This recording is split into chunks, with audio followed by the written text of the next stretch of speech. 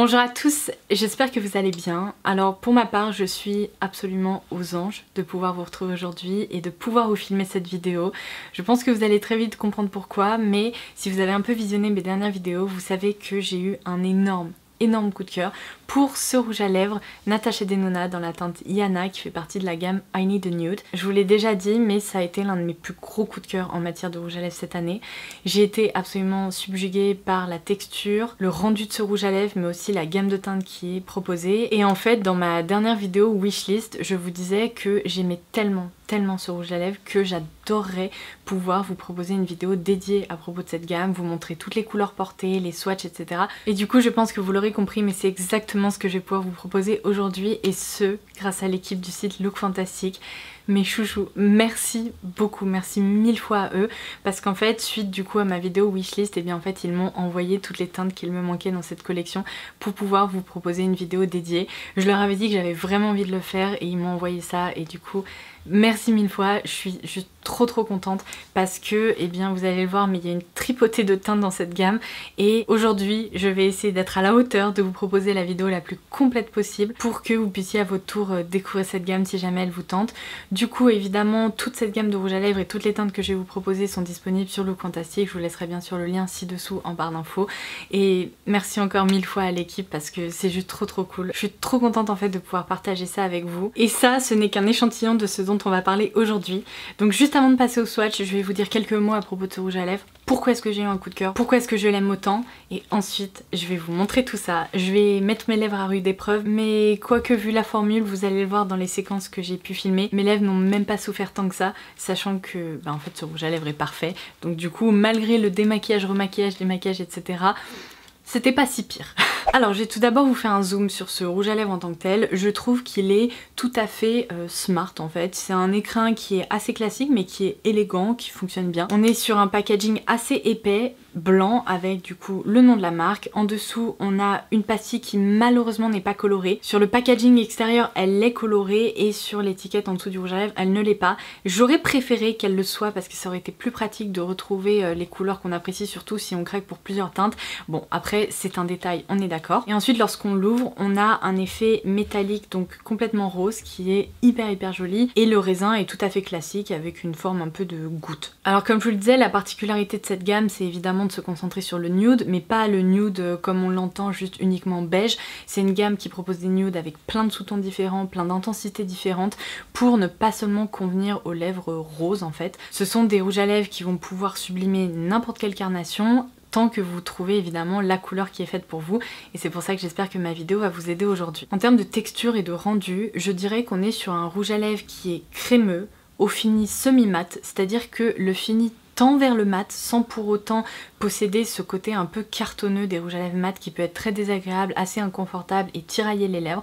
Là au contraire on garde le meilleur des deux mondes, c'est-à-dire qu'on a un fini assez velouté qui tend vers le mat mais qui garde une certaine luminosité, et en même temps on est sur cette texture crémeuse fondante qui n'est pas épaisse du tout, qui ne file pas dans les ridules, qui ne marque pas les zones de déshydratation. Au contraire, je peux vous dire que c'est une des rares formules de rouge à lèvres que j'ai pu trouver qui lisse les lèvres, sublime les lèvres en leur donnant ce petit côté presque un peu plumpy, en bonne santé, et qui ne se transfère jamais sur les dents parce que la texture est d'une finesse mais juste complètement folle. Ce sont également des rouges à lèvres qui sont pigmentés mais à la couvrance modulable, c'est-à-dire qu'évidemment si vous l'appliquez directement comme ça au raisin, eh bien vous obtiendrez une couvrance totale. Mais si vous avez envie de vous amuser avec la formule, de tapoter un peu le rendu par exemple du rouge à lèvres sur vos lèvres pour avoir un fini qui joue sur la transparence, c'est possible aussi. Petit bonus important à noter qui pour moi joue beaucoup dans l'utilisation d'un rouge à lèvres et dans la sensorialité d'un rouge à lèvres, cette gamme a une odeur de sucre vanillé. Vous voyez quand vous préparez un gâteau et que vous ouvrez votre sachet de sucre vanillé, c'est exactement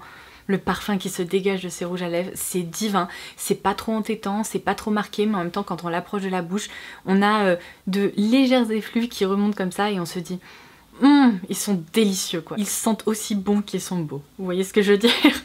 Donc du coup de mon côté, après avoir testé et porté Iana de nombreuses fois, je peux vous dire que ces rouges à lèvres ont tout pour eux. Ils sont absolument parfaits et en quelques utilisations seulement, ils se sont propulsés dans mon top 10 des meilleurs rouges à lèvres que j'ai pu tester jusqu'à présent.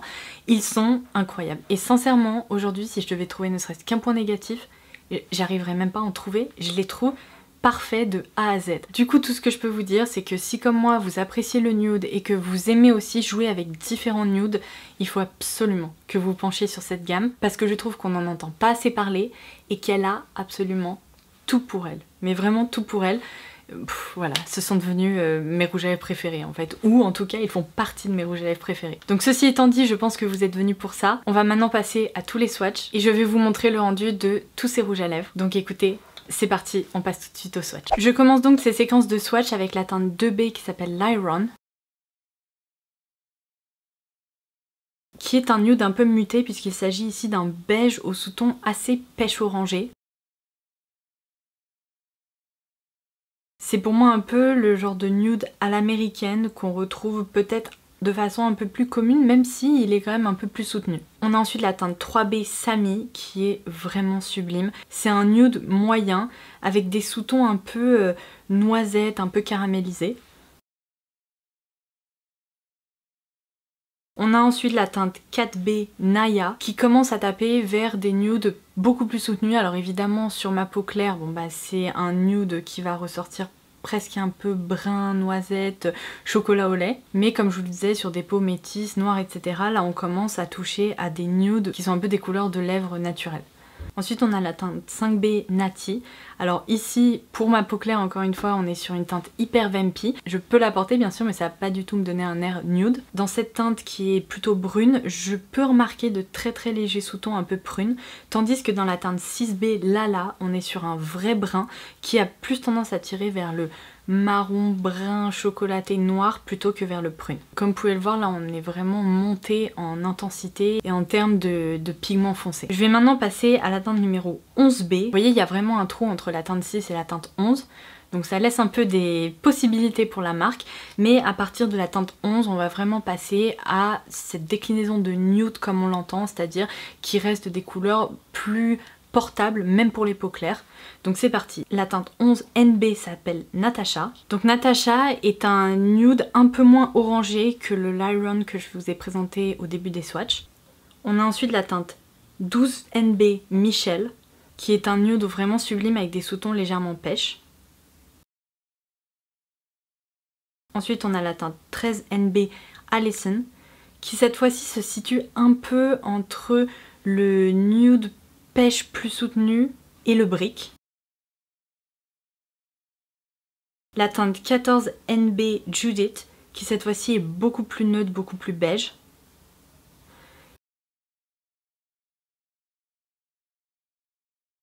Et enfin la teinte 15 NB Claudia qui est incroyable, qui est vraiment une couleur un peu mutée avec ses sous-tons pêche qui ressortent un peu plus. On passe ensuite à la catégorie des roses avec le 21P qui porte le nom de Sava. C'est un rose moyen assez froid. On passe ensuite au 22P qui s'appelle Jennifer. C'est une teinte qui est assez proche mais qui cette fois-ci possède des sous-tons un petit peu plus pêche. La teinte 23P Avril.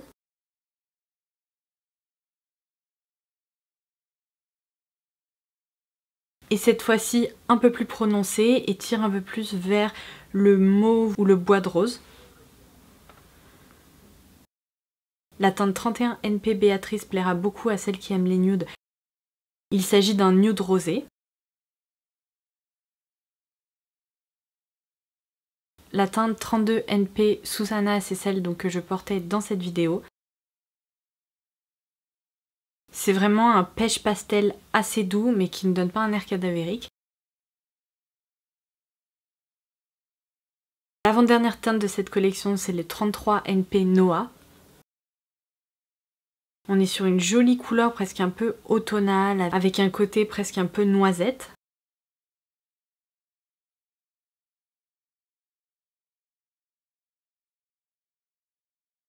Et enfin le 34 NP Yana, qui est donc celui que je portais dans plusieurs vidéos et dont je vous parle depuis un moment, qui est un beige moyen tirant presque vers le taupe. Du coup, Voilà, j'espère que grâce à ma vidéo, la gamme I Need a Nude de Natasha Denona n'a plus de secret pour vous. N'hésitez pas à me dire quelles sont les teintes que vous préférez en commentaire ci-dessous et si vous aussi vous avez testé cette gamme, qu'est-ce que vous en pensez? Parce que pour ma part, vous l'aurez compris, c'est un sans faute absolu. Je vous aurais indiqué au montage les teintes vraiment que je préfère dans cette gamme avec un cœur pour que vous puissiez repérer avec ma carnation, etc. Bon bah quelles sont celles qui me vont le mieux un peu selon moi. Mais voilà, je vais m'arrêter pour aujourd'hui parce que c'est déjà pas mal, il y a déjà eu pas mal d'informations dans cette vidéo. J'espère vraiment que ça vous aura plu et en attendant la prochaine, je vous embrasse très très fort et je vous dis à très vite. Bye bye!